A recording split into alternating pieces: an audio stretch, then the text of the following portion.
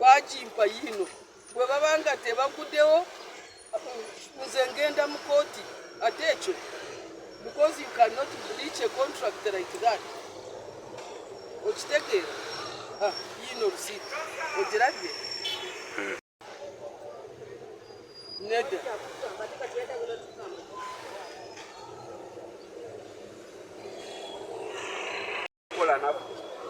Sinabaayi temakkiriza kukola naffe baali badoboolyawo baakomyawo dda ssente ne tulaba ekyokukola naye tetusobola toyinza kubiika sente zange n'obeera nazo ate olunaku ne lutuuka n'ogamba nti sigenda kwigula kati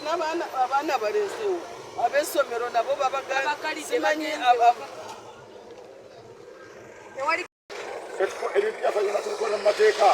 kati tukyali ssaawa emu kati ssaawa emu wandi oyagala ogende ku ssaawa kumi na bbiri esange ffe tukolera mu mateeka ssaawa bbiri n'ekitundu ddayo ojja kusanga teeti yonna nga weeri decorations nga zawedde buli kimu ojjukira tujja kusooka wano ku ofiisi bwe tubala ku ofiisi tudde ku kifo kiri kati ekirala omanyi nti betuvuganya nabo banakyemalira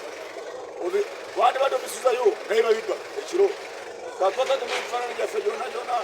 bagenze nga babijjamu ekiro bakitegeera ekyo babijjamu byonna byonna so kati tulina kuba verefere kaani nga tudiininga n'abanakyemali era njagala kubuuliza abantu bonna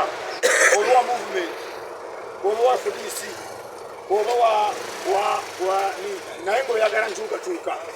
enkyukakyuka ya mirembe binkulira bino ebyobugabe ebijja naye bw'oba oyagala nkyukakyuka noba oli wa movement kyangu wakisaawe bw'oba oli wa FDC oyagala nkyukakyuka tukwaniriza kati n'emiri amateeko baba yasasulewo gayegatte ku bannayuganda abaagala enkyukakyuka tuba tumwagala tuba tumwaniriza era bakama baffe basule muno bonna banyafredi balebusimugoya bonna members ba parliament ka 20 tubalina basule nabo era tulinze omukulu atuuse wano kyake amanya gaffe right mumuza nabyesikulu kyankole era nayesimba ku mpanda la parliament wano nga Frank Beera wa National Federation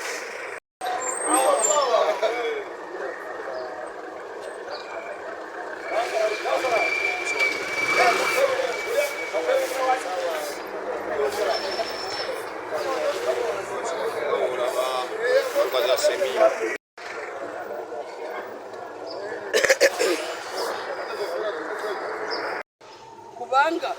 n'abasasude twa entarinze contract mbu bajja kumpa ekifo nemba wa sente zange ne bampa risiiti yino wano ogiraba